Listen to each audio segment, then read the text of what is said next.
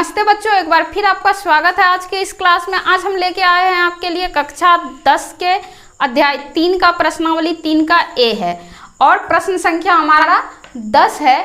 10 number में 2 सवाल दिया गया है। पहला सवाल है कि समीकरण 6m² माइनस 7m प्लस 2 बराबर 0 का हल समुच्चय निकाले।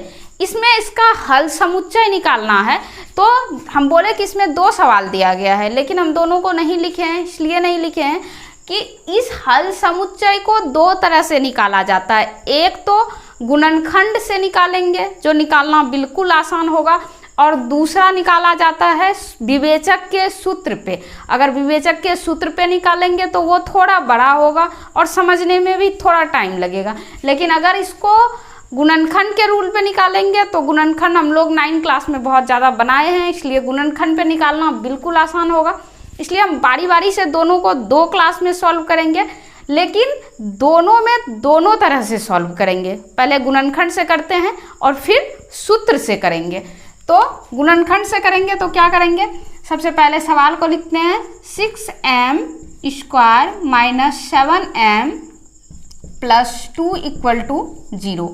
अब देखिए, गुणनखंड तो हम लोग बहुत बनाए हैं, तो जानते हैं कि गुणनखंड में क्या करना पड़ता है। इस आगे वाले पद को और लास्ट वाले पद को आपस में गुणा कर देते हैं और गुणनफल को ऐसा खंडन करते हैं कि उसको जोड़ने या घटाने के बाद ये मिडिल टर्म हो जाए, और अगर उसको गुणा करें आपस में तो क्या हो जाए, लास्ट टर्म बन जाए। तो 6 और 2 को गुणा करेंगे तो 12 हो जाएगा, और 12 का खंडन करेंगे तो क्या होगा, ये हो गया 6 और फिर 2 से करेंगे तो ये हो गया 3, 2 दूनी 4, 4 और जोड़ 3 करेंगे तो 7 हो जाएगा। बीच वाला टर्म पुट जाता है और 4 गुना 3 कर देते हैं तो क्या हो जाता है, 7। तो ये ले सकते हैं इसका मान, यहाँ लिखेंगे 6m²। ये 7m के जगह पे हम लोग लिख सकते हैं -4m और -3m। 4m 3m को जोड़ देंगे तो 7m हो जाएगा, 4m गुना 3m कर देंगे तो 12m हो जाएगा, और यहाँ है +2 इक्वल टू 0। अब देखिए, इसको ऐसे कर सकते हैं कि अब कॉमन लेना है तो इन दोनों के बीच में लेंगे और इन दोनों के बीच में लेंगे। यहाँ 6 है और यहाँ 4 है, तो कॉमन क्या ले लेते हैं हम लोग, 2 ले लेते हैं, क्योंकि 2 के पारा में 6 भी है और 4 भी है। यहाँ 1m है, यहाँ 2m है, तो एक m भी यहाँ से निकाल लेते हैं।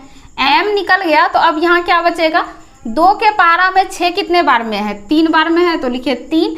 m 1 निकल गया है तो यहाँ बचा 1m माइनस, अब 2 के पारा में 4 कितने बार में है, 2 बार में है, m तो पहले ही निकाल चुके हैं तो ये यहाँ बंद हो जाएगा।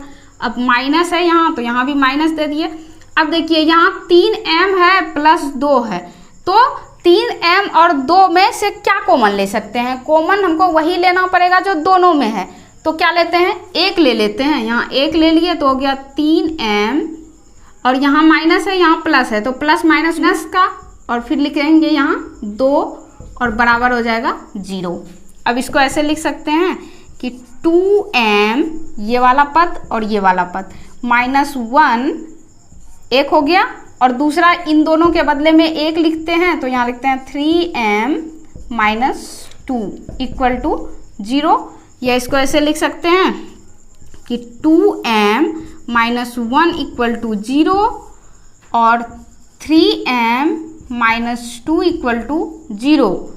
या फिर इसको हल करेंगे तो हो जाएगा 2m इक्वल टू 1 या m इक्वल टू 1/2। इधर का मान आ गया, और इधर करेंगे तो 3m इक्वल टू 2 या m इक्वल टू लिखेंगे तो क्या हो जाएगा 2/3। या लिख सकते हैं कि m बराबर क्या आ गया मान, एक 1/2 और दूसरा क्या आ गया 2/3। ये 2 मान निकल गया। इसका हल समुच्चय क्या आया समीकरण का, 1/2 और 2/3। ये गुणनखंड के नियम से आया। अब हम लोग इसको विवेचक के मूल के सूत्र से बनाएंगे, उसमें क्या आता है उसको देखते हैं। तो विवेचक के मूल का सूत्र क्या होता है, सबसे पहले जानते हैं हम लोग कि ax² plus bx plus c equal to 0 का मूल क्या होता है, मूल बराबर क्या होता है, माइनस बी और फिर plus minus under root B square minus 4ac और बाय 2a। यही होता है विवेचक के मूल का सूत्र। क्या होता है, minus B plus minus under root B square minus 4ac और बाय 2। अब इसी सूत्र पे पूरे को लाना है, ये विवेचक के सूत्र से है। अभी जो हम बनाए ये गुणनखंड के रूल से है, लेकिन इसी सवाल को अब हम लोग सूत्र पे सॉल्व करेंगे। सूत्र पे सॉल्व करना सभी बताते नहीं हैं, इसलिए क्योंकि ये थोड़ा हार्ड होता है और गुणनखंड से बनाना बहुत ही इजी होता है, इसलिए बताना भी इजी है और बनाना भी इजी है, इसलिए सभी लोग गुणनखंड से ही बनाते हैं। लेकिन इसी चैप्टर में सवाल आगे जो दिया गया है उसके साथ बॉन्डेशन है, उसको आपको सूत्र पे ही सॉल्व करना है। आप गुणनखंड में उसको सॉल्व नहीं कर सकते हैं, उसके साथ बॉन्डेशन दिया गया है। लेकिन इस सवाल में कोई बॉन्डेशन नहीं था, फिर भी हम इसको इस सूत्र पे तोड़ के बताते हैं कि कैसे बनाएंगे।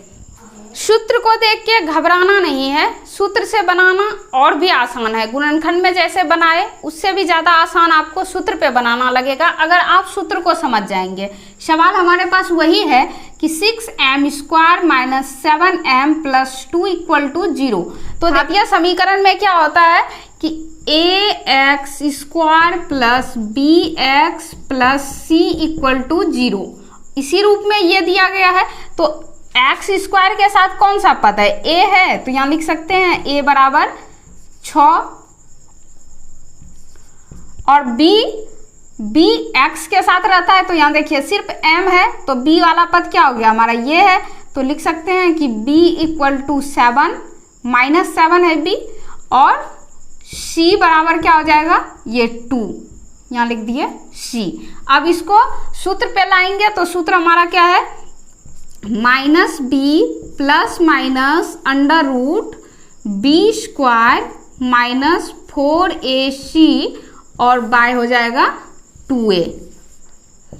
अब b क्या है हमारा, b है माइनस 7, तो यहाँ ले आइए माइनस यहाँ पहले सूत्र में है और इसमें भी हमारा माइनस है, तो यहाँ ले आएंगे -7 और plus minus under root B square है तो -7 पे स्क्वायर और -4, a के जगह पे 6 है तो यहाँ लिखेंगे 6 और c के जगह पे 2 है तो यहाँ लिखिए 2 गुना 2 हो जाएगा और c के जगह पे 2 है तो गुना 2 हो गया और बटे 2 है 2 दे दिए और a है, a के जगह पे 6 है तो यहाँ भी मान हो जाएगा 6।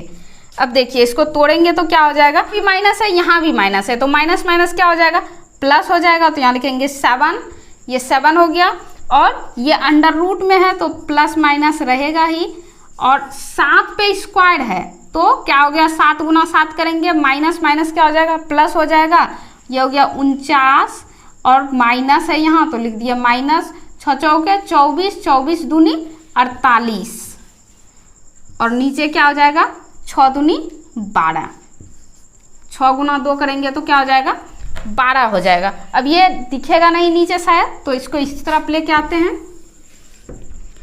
इस तरफ लेके आएंगे तो देखिए क्या है, यहाँ पहले है 7 प्लस माइनस और ये है 49 माइनस 48 बटे 12, यहाँ वही दिया हुआ है।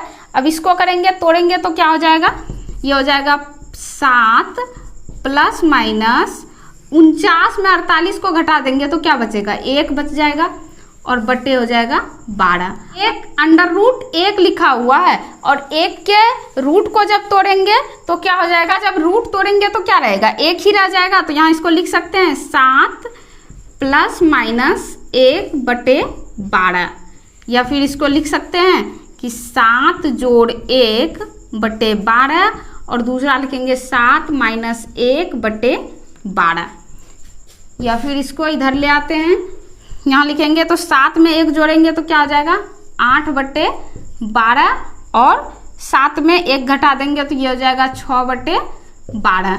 इसको जब कटाएंगे तो ये 4 से 2 बार में कट जाएगा और ये 3 बार में और इसको कटाएंगे तो ये 2 बार में कट गया। तो इसका क्या आ गया, इसका आ गया 2/3 और इधर वाला मान हो गया 1/2।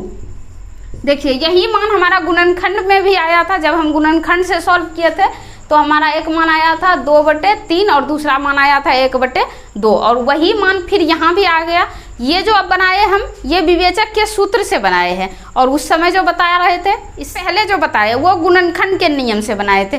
गुणनखंड का नियम भी बहुत आसान है, इसलिए सभी लोग गुणनखंड ही बताते हैं, लेकिन ये जानना जरूरी है क्योंकि इसी चैप्टर में अगला जो सवाल दिया गया है उसके साथ बाउंडेशन है कि उसको आप सिर्फ इसी सूत्र पे तोड़ सकते हैं, गुणनखंड पे नहीं बना सकते हैं। इस तरह से हमारा सवाल नंबर 1, 10 नंबर सवाल का सवाल नंबर 1 बनकर कंप्लीट हो गया और मुझे उम्मीद है कि आप इसके दोनों रूल को बहुत अच्छे तरह से समझे होंगे। अगर इसको समझने में आपको कहीं कोई दिक्कत होता है तो आप मुझे कमेंट्स करके पूछ सकते हैं। इस तरह के और भी सवाल को सीखने के लिए आप हमारे साथ बने रहिए। इसी के साथ लेते हैं विदा, मिलते हैं अगले क्लास में, तब तक के लिए गुड बाय।